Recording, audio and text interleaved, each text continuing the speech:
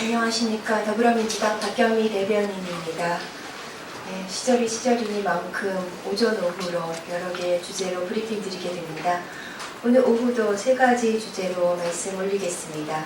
첫 번째는 아이들이 부끄러워하는 대통령, 아이들을 화나게 하는 대통령이라는 주제입니다.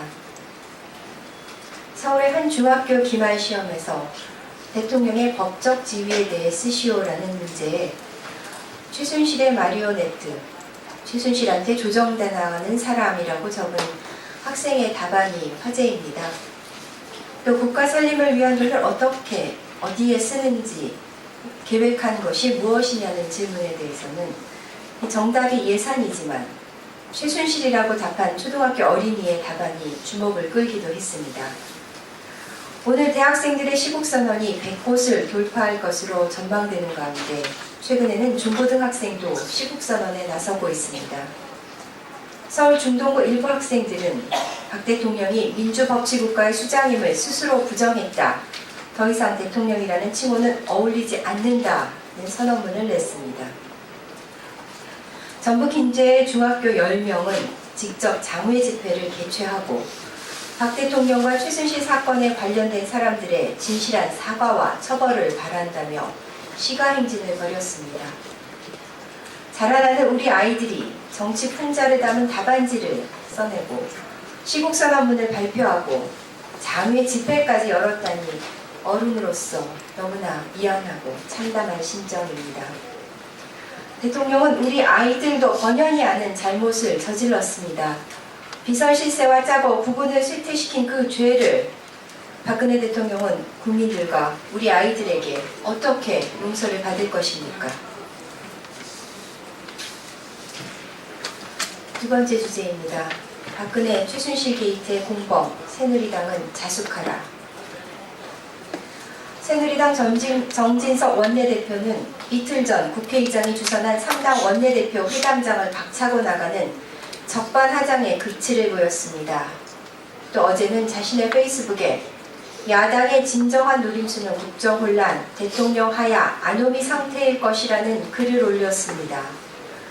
현재의 국정혼란과 아노미 상태를 누가 만들었습니까?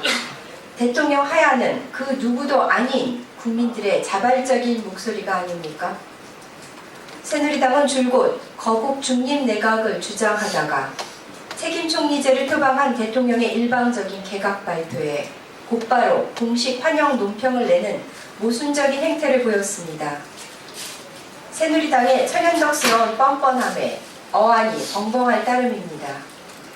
대통령만 불통이 안 줄 알았더니 새누리당 의원들도 똑같습니다. 박근혜, 최순실 게이트의 공범인 새누리당의 지도자들이 순간적으로 자신의 처지를 망각했나 봅니다. 그렇지 않고서야 어찌 하늘을 우러러 한 점 부끄러움을 모른단 말입니까? 새누리당에 경고합니다. 우리 당이 땅바닥까지 떨어진 국격을 바로 세우고 만신창이가 된 국민 자존심을 회복시키는 데 전념할 동안 새누리당은 경박한 언동을 삼가고 자숙하기 바랍니다. 세 번째 주제입니다. 청와대 내부 직원까지 사찰한 비선 실세. 청와대를 둘러싼 비현실적인 각종 의혹들을 접하다 보면 마치 이상한 나라의 앨리스의 세계에 온 것만 같습니다. 최순실 씨의 사돈 김모 씨가 박근혜 정부 출범과 동시에 청와대에 입성했고 물품 구매 담당으로 근무하며 시계형 몰카 2대를 구매해 내부 직원을 사찰했다는 의혹이 제기됐습니다. 비선 실세인 민간인 최순실 씨가 청와대 직원들을 감찰했다는 의혹은 기가 막힙니다. 누가 누구를 어떤 목적과 무슨 권한으로 감시한단 말입니까? 청와대는 거꾸로 된 세상인지 묻고 싶습니다.